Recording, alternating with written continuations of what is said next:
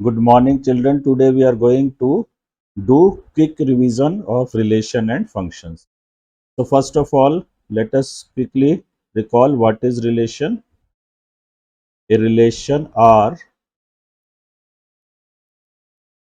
from non-empty set या non-empty set होना चाहिए. Non-empty set A to non-empty set B is a subset of A cross B. तो relation क्या है? It is a subset of A cross B. Domain of R. Domain of relation is set of all first entries of ordered pairs in R. Range set of all second entries of ordered pair R.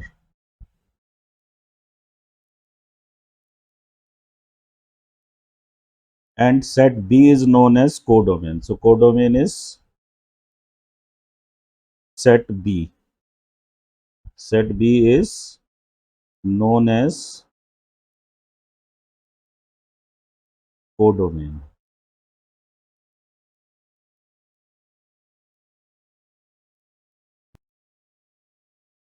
So let us take an example. Let A is a set of elements 1, 2, 3. B is 2, 3, 4. Let us define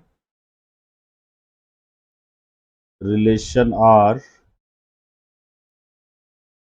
from A to B by R is equal to A comma B such that A plus B is 5. A is in A and B is in B. So here R will be A और B का sum 5 है. A से है और B से है. तो 1, 4. 1 plus 4 is 5. So we'll take first pair as 1, 4. Then 2, 3. Sum is 5. So 2, 3. Then 3, 2. So this is subset of A cross B. So R is relation from A to B. Here domain we discussed is set of all first entries. यहाँ first entry 1, 2 and 3 आ रही है. So whole set A is domain in this case. It is not necessary that whole set A is domain. Here domain is set A. Range is set of second entries 4, 3, 2. तो यहाँ 2, 3, 4, 4, 3, 2 लिखो या 2, 3, 4 एक ही बात है. So range here is set B, but it is not necessary that set B will be range, and codomain is set B. We'll discuss first number of relations. Number of relations from A to B. If A and B are finite sets, if A and B are finite sets, then number of relations are A और B finite sets है. A cross B में भी finite number of elements होंगे. Finite number of elements जब होते किसी set में तो नंबर ऑफ सबसेट्स होते 2 की power number of elements in sets. क्योंकि ए क्रॉस बी का हर सबसेट एक रिलेशन है तो इसमें नंबर ऑफ रिलेशंस होंगे 2 की power number of elements in A, number of elements in B, because A cross B will have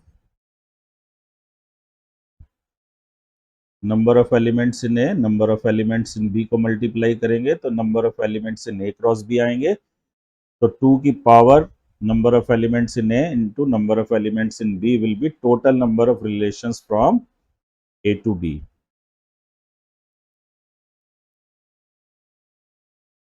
A relation R in set A.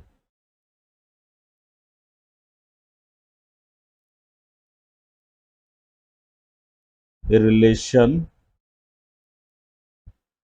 R in set A is a relation from A to A. तो जब दोनों set A होंगे तो हम A to A ना कह के will say relation in A. A relation R in set A is relation from A to A. Now we'll come to the main part, types of relations. Types of relations. Number one, a relation R in set A is said to be empty if no element of A is related to any element of A. जब A का कोई element A के किसी भी element से related नहीं होगा तो उसको हम एम्प्टी कहेंगे. It is denoted by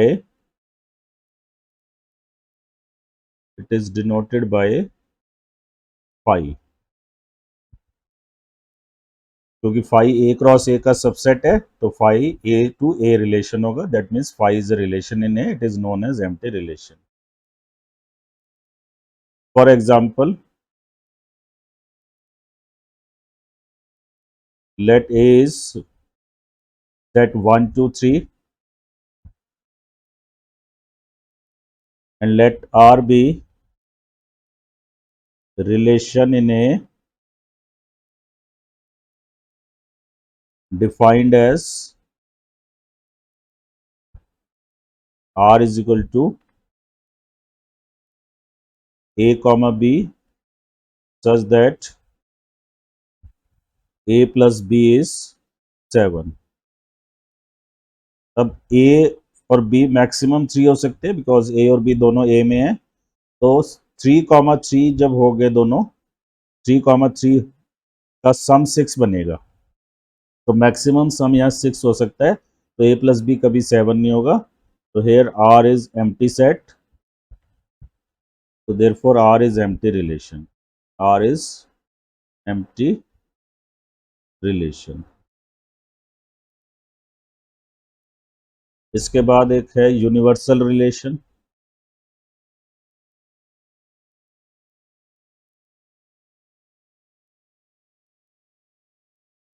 relation R in set A is said to be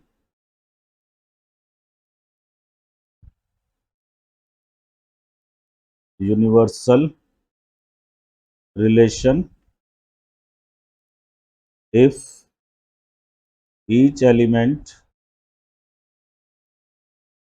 of A is related to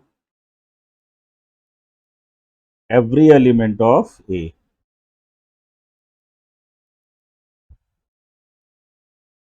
जब A का हर एलिमेंट A के बाकी सभी एलिमेंट से रिलेटेड हो तो उसको हम कहेंगे universal relation. Universal relation is always equal to A cross A. A cross A is universal relation क्योंकि A क्रॉस A में सारे ही पेयर्स होंगे. तो A क्रॉस A में जो भी पेयर होगा, A cross A is universal relation, because A cross A is subset of A cross A, तो ये रिलेशन इन A होगा और इसको हम यूनिवर्सल रिलेशन कहते हैं. फॉर एग्जाम्पल A is 1 2 3 और R एक रिलेशन ले लीजिए A B such that A plus B is less than 6.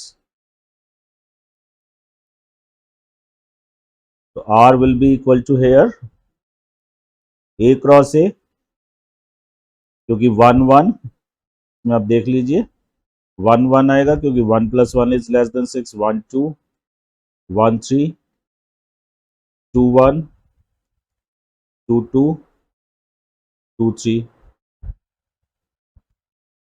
3 1 3 2 less than equal to 6 कर 3 2 3 3. तो सभी पेयर का सम जो है 6 या 6 से लेस है, इसलिए A क्रॉस A के इक्वल हो गया ये. तो this is universal relation. R is universal relation.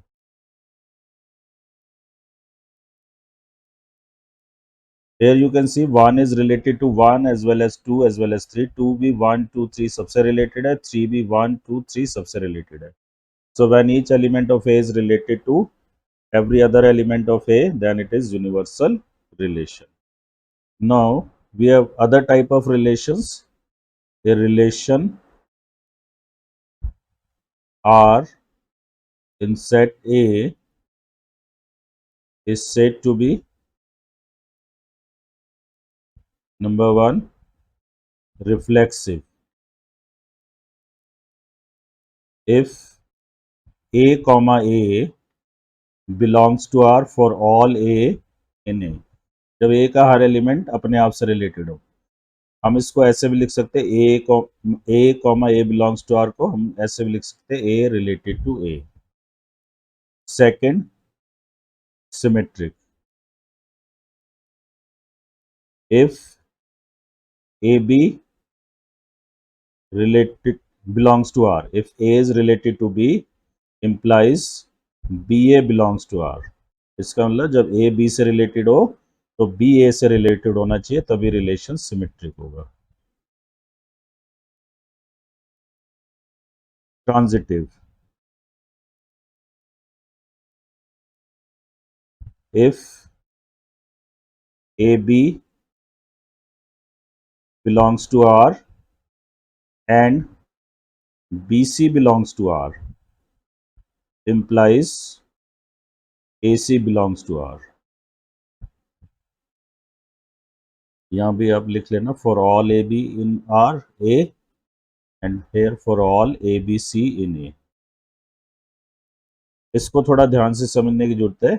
A अगर B से रिलेटेड है एंड B C से रिलेटेड है तो A C से रिलेटेड होना चाहिए. If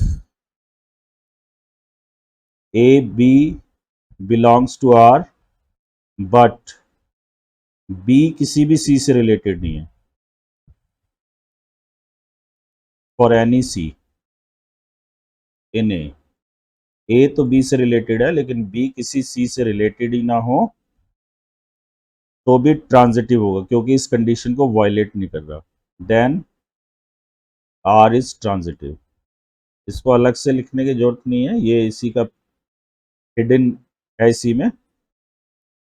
if A B does not belong to R for any A B in A, that is अगर R एम्प्टी रिलेशन है तो कोई A B से रिलेटेड ही नहीं है तो फिर हमने B और C में भी रिलेशन नहीं ढूंढना, तो ये ऑटोमेटिकली ट्रांजिटिव हो जाएगा. Then R is transitive. Transitive कब नहीं होगा ये जानना जरूरी है. इफ A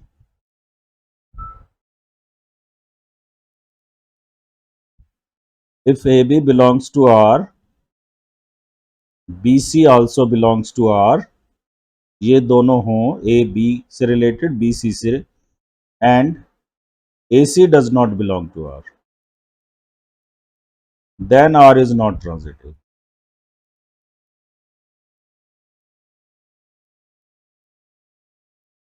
A B से रिलेटेड है, B किसी C से रिलेटेड नहीं है, तब ये ट्रांजिटिव हो जाएगा, और R एम्प्टी है तब भी ट्रांजिटिव होगा। ट्रांजिटिव ना होने का सिर्फ एक ही रीजन है, A B से रिलेटेड हो, B C से रिलेटेड हो और A किसी C से रिलेटेड ना हो, तब ये नॉट ट्रांजिटिव होगा। अब इनके कुछ एग्जांपल्स लेते हैं। A relation R in set A is said to be equivalence if it is reflexive, symmetric and transitive। तो जब इसमें तीनों प्रॉपर्टी होंगी तो हम इसको कहेंगे equivalence relation in set A.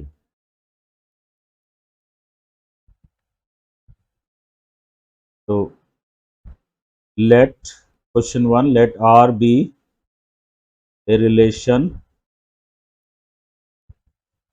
in set Z of integers defined as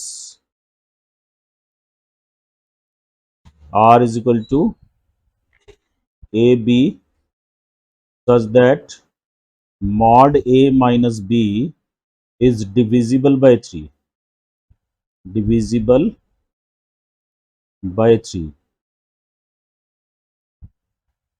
Show that R is an equivalence relation। ये जितने भी डिविजिबल के हैं उनमें सब में यही कंसेप्ट लगेगा, इसको ध्यान से देखना। For any A in Z, यहाँ पे ए सेट जो है जेड है, for any element A in set Z we have A minus A का mod equal to 0 which is divisible by 3।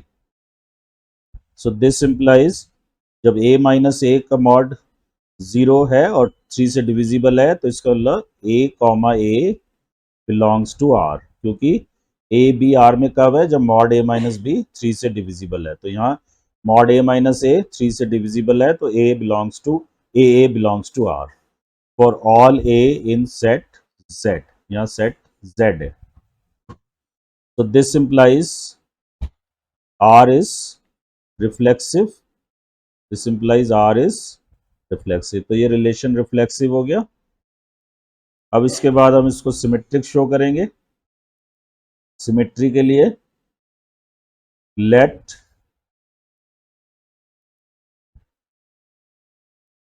A comma B belongs to R. तो R में कब है, जब mod A minus B is divisible by 3, is divisible by 3. So this implies mod of b minus a is also divisible by 3. Why it is so? इसका reason लिखना, mod of b minus a is same as mod a minus b। तो जब हम कह रहे हैं mod a minus b 3 से divisible है तो mod of b minus a is also divisible by 3। So this implies b comma a belongs to R for all a b in A। Now will prove it is transitive। उसके लिए हमें A B belongs to R and B C belongs to R लेना पड़ेगा। This implies mod A minus B and mod B minus C both are divisible by 3। अब जो number 3 से divisible होता है, mod mod A minus B और B minus C का mod 3 से डिविजिबल है, तो ये नंबर भी 3 से डिविजिबल होंगे। तो A minus B and B minus C are divisible by 3. So this implies when two numbers are divisible by 3, their sum is divisible by 3. So a minus b plus b minus c is divisible by 3. So this implies a minus c, minus b और plus b cancel हो जाएगा, a minus c is divisible by 3. तो जब a minus c 3 से divisible है, तो इसका mod भी 3 से divisible होगा। तो mod a minus c is divisible by 3. तो इससे आ गया हमारे पास AC belongs to R. So this implies R is transitive. Now as R क्या था, reflexive भी था, R is reflexive, symmetric and transitive.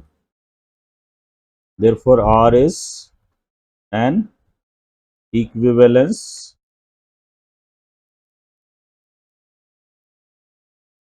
relation. तो यहाँ R equivalence relation हो गया। अब क्वेश्चन लेते हैं next. Let R be a relation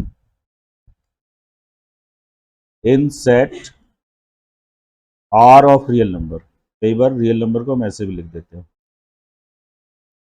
set R of real numbers defined as R is equal to R equal to A comma B such that A is less than equal to B square. Is R reflexive, symmetric or transitive?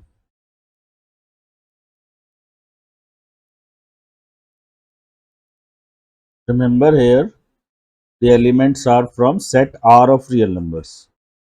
So first of all we'll check reflexive है कि नहीं।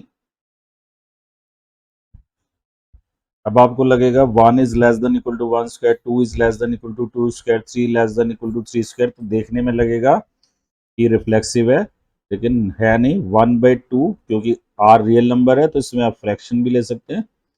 1/2 से related नहीं है, is not related. 1/2 comma 1/2 does not belong to R as 1/2 is not less than equal to 1/2 का square. ये 0.5 है, ये 0.25 है, तो ये बड़ा है। तो this implies R is not reflexive. Symmetric 1 comma 2 belongs to R as 1 is less than 2 square, less than equal to 2 square, but 2 is not less than equal to 1 का स्क्वायर, क्योंकि 1 का स्क्वायर तो 1 है, 2 से ग्रेटर है। तो 2 comma 1 does not belong to R. This implies 1 to R में है, but 2 1 is not in R. 2 comma 1 does not belong to R. So this implies R is not symmetric. R is not symmetric. Now let us check whether it is transitive or not. ये थोड़ा सा tricky part है transitive में, इसमें थोड़ी सी आपको practice करनी पड़ेगी।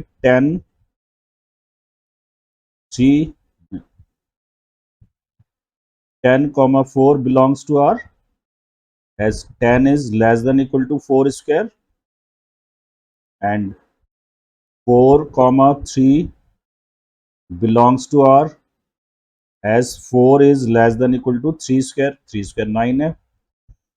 बट अब 10 4 से रिलेटेड है, 4 3 से है, लेकिन 10 3 से रिलेटेड नहीं है। 10,3 does not belong to R as tan is not less than equal to 3 square, tan 3 square से बड़ा है। तो A B belongs to R है, बी सी बी आर में है, तो ए सी आर में होना चाहिए था, जो नहीं है। तो this implies R is not transitive. So this relation is neither reflexive nor symmetric nor transitive. Let us take another question. Let R be a relation in set A equal to 1, 2, 3, 4 defined as R is equal to A comma B such that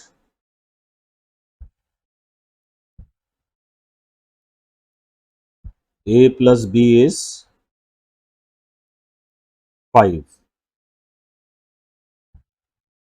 Is R reflexive, symmetric or transitive?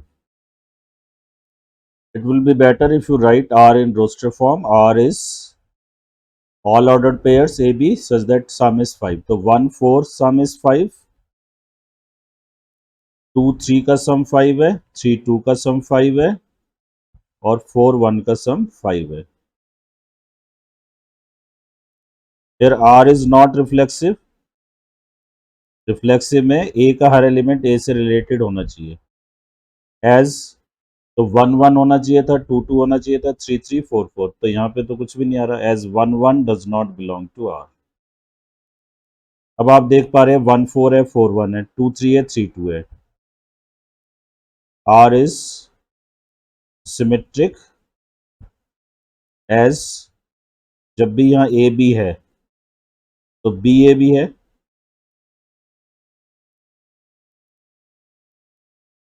ए 1 4 है तो 4 1 है, 2 3 है तो 3 2 है। अब transitive है कि नहीं वो चेक करते हैं। देखो 2 3 है, 3 2 है, तो 2 2 से रिलेटेड होना चाहिए था, जो नहीं है। 2 3 2 3 belongs to R, 3 2 belongs to R, but 2 2 does not belongs to R. So this implies R is not transitive. तो ये transitive relation नहीं है। Let us take more example. Question 5.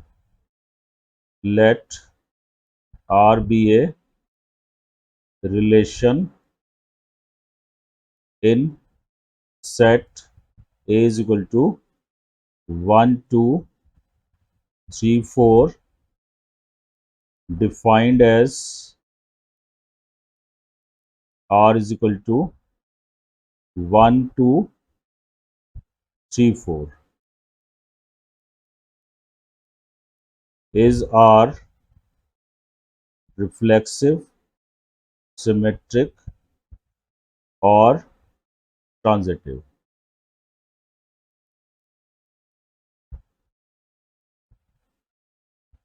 अब A में 1 है, 1 1 होना चाहिए था, R में 2 2 भी आता, 3 3 आता, 4 4 आता, तब ये रिफ्लेक्सिव होता। तो हम लिख सकते हैं here 1 1 is not in R, 1 1 2 2 3 3 4 4 सभी होते हैं R में, तब ये रिफ्लेक्सिव होता है। Here 1 1 does not belong to R, so this implies R is not reflexive.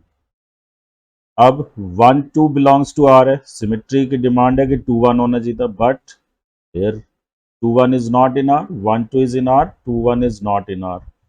So this implies R is not symmetric.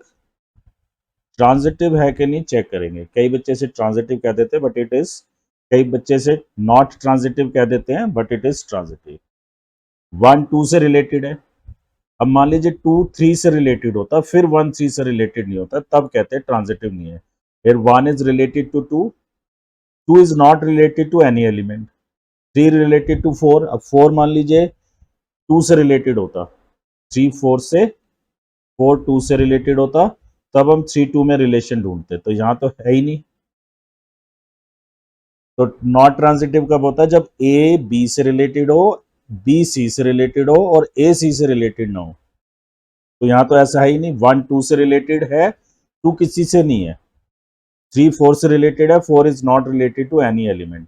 तो here whenever a is related to some b, then b is not related to any c for c in a.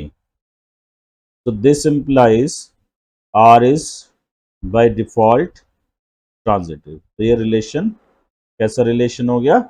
Transitive relation हो गया। Now let us do different type of question now. Let question 6 हो जाएगा, let r be a relation, let r be a relation in set n cross n, where n is natural number, defined as a comma b।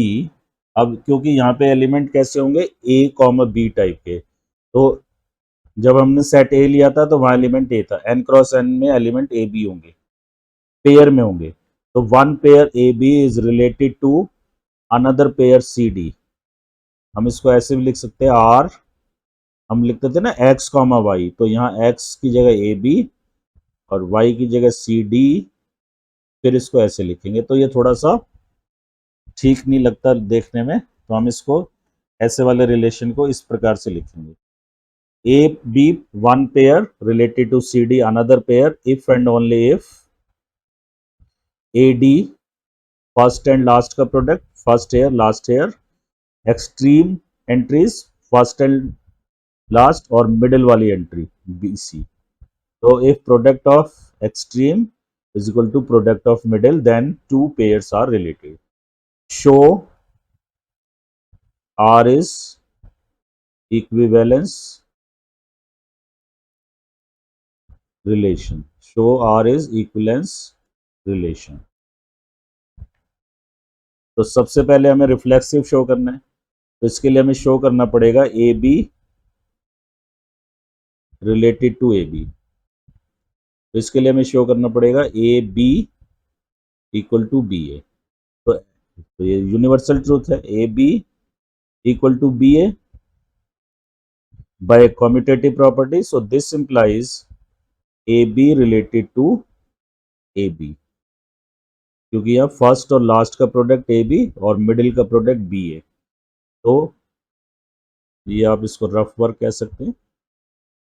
तो this implies, and this is not only for one pair AB, this is for all A B belongs to the set in which we are taking relation n cross n. तो R is reflexive.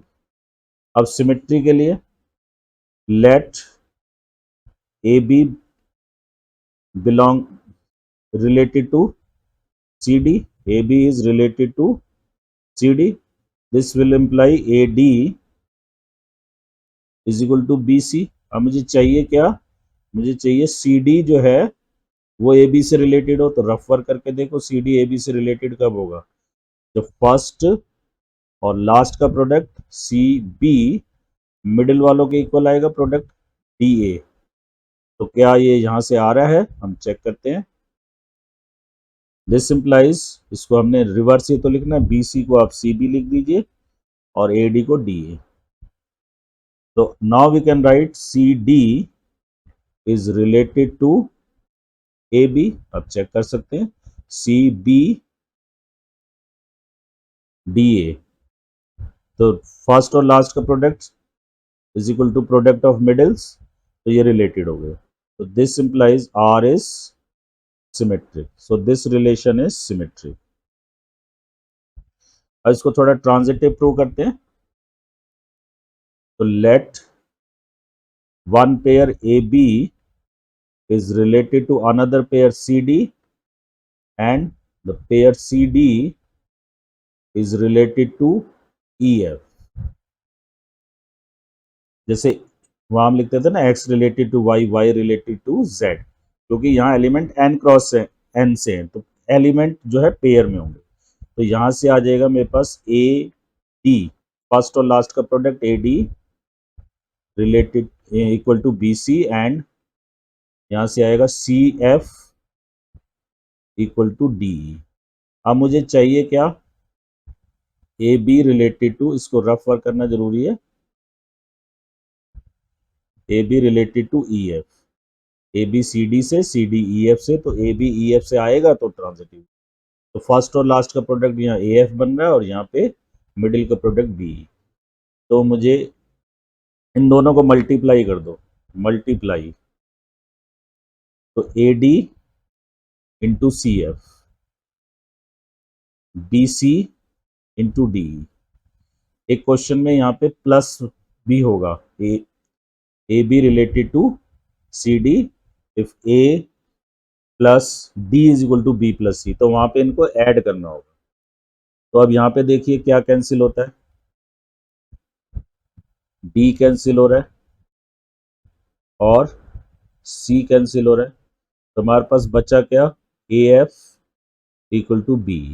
तो A F equal to B आया, तो we can write A B related to EF. So this implies R is transitive. Now as R is reflexive, symmetric and transitive, therefore R is equivalence relation. R is equivalence relation. और question देखते हैं, question number देख लेना कौन सा है। Late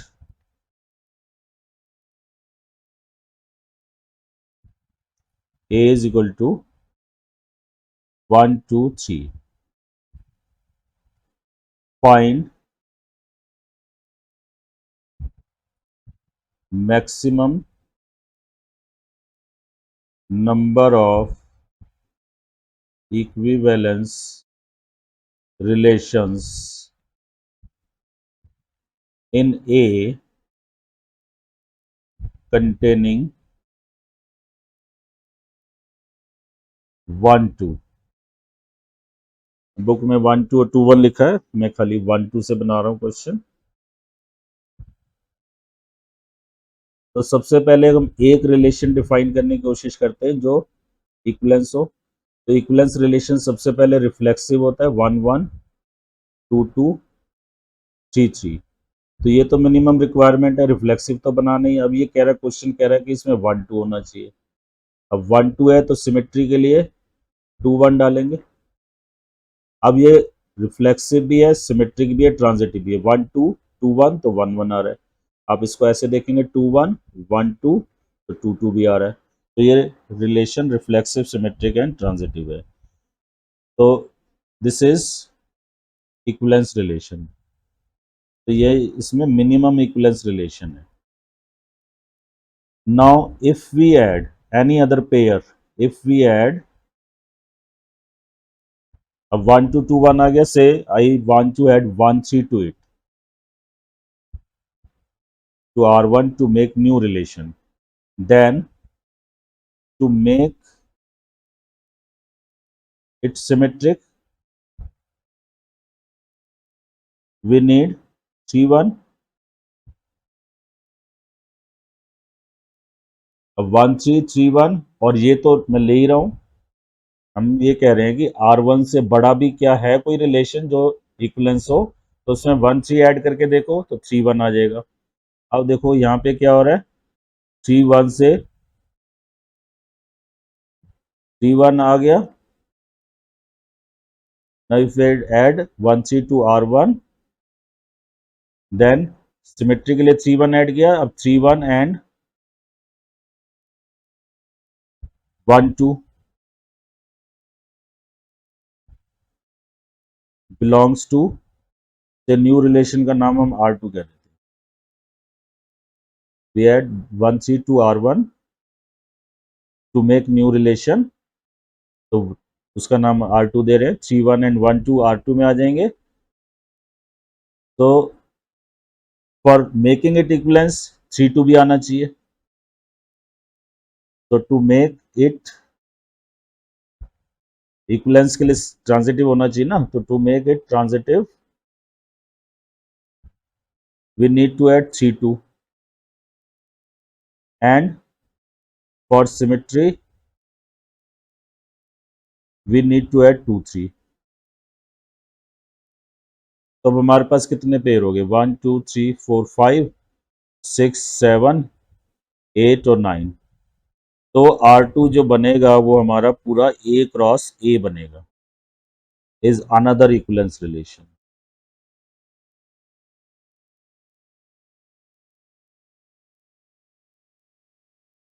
तो maximum equivalence relations in this case are 2। अब एक इक्वलेंस क्लास भी होती है जो बहुत कम बच्चों को पता होती है, वो मैं बता देता हूँ। Equivalence class,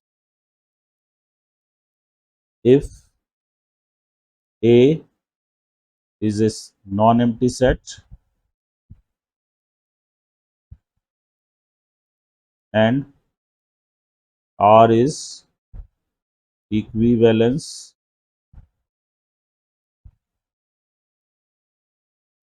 relation in A, then equivalence class of A, इसको हम कहेंगे equivalence class of A, ये इसका सिंबल है। is set of all elements X such that X is related to A। तो equivalence class of any element is set of all elements related to that element। एक equivalence class का मतलब क्या है? Set ए के वो सारे एलिमेंट जो इस ए से रिलेटेड हो। फॉर एग्जांपल हमने किया था एक relation R in set Z of integer A B such that mod A minus B is divisible by 3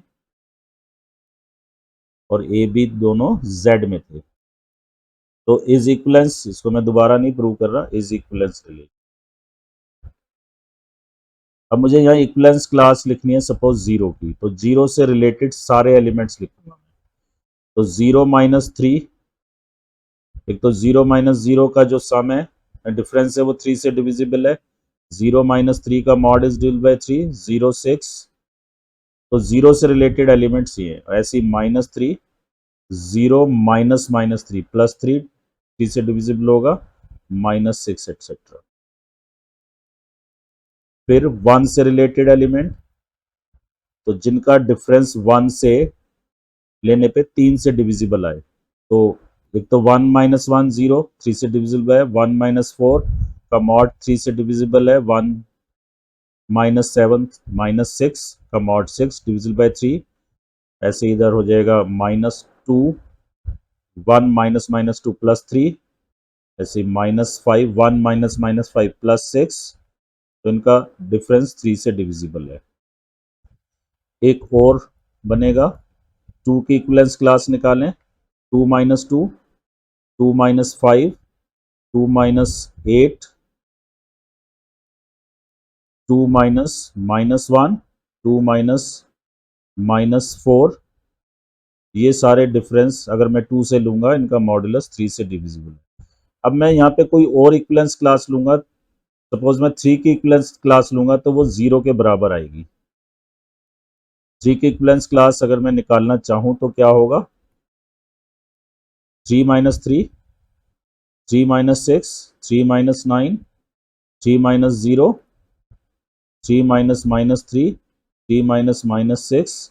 ये सारे डिफरेंसेस 3 से लेने पे 3 से डिविजिबल आएगा। तो आप देख पा रहे हैं 0 और 3 का इक्विवेलेंस क्लास सेम है, एलिमेंट वही है। तो ये भी एक प्रॉपर्टी है। क्यों सेम है? 0 और 3 आपस में रिलेटेड है। तो यहाँ पे एक नोट करके लिखो, if A is related to B, 0 और 3 रिलेटेड है क्योंकि 0 और 3 का डिफरेंस जो है उसका मॉड्यूलस 3 से डिविजिबल है। तो ए और बी रिलेटेड है तो दोनों की इक्विवेलेंस क्लास सेम होगी। अब 1 और 0 रिलेटेड नहीं है, 0 और 1 रिलेटेड नहीं है, तो इन दोनों की इक्विवेलेंस क्लास देखो बिल्कुल डिफरेंट आ रही है।